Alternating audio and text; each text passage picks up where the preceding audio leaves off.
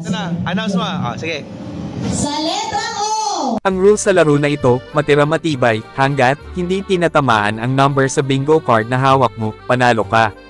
Kapag tinamaan ang number na mayroon sa bingo card mo, tanggal ka na.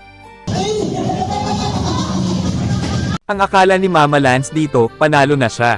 Pero nagkamali, akala kasi nila tatlo pa silang player, dalawa na lang pala, kaya nagkaroon ng tiebreaker para fair ang laban. Tumbling ka ba sayang effort mo dahil? O sige, tiebreaker tayo, tiebreaker.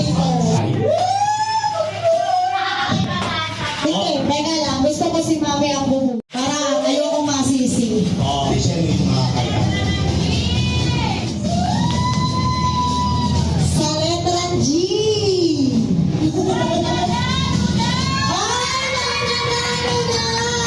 O sige, sa letrang G!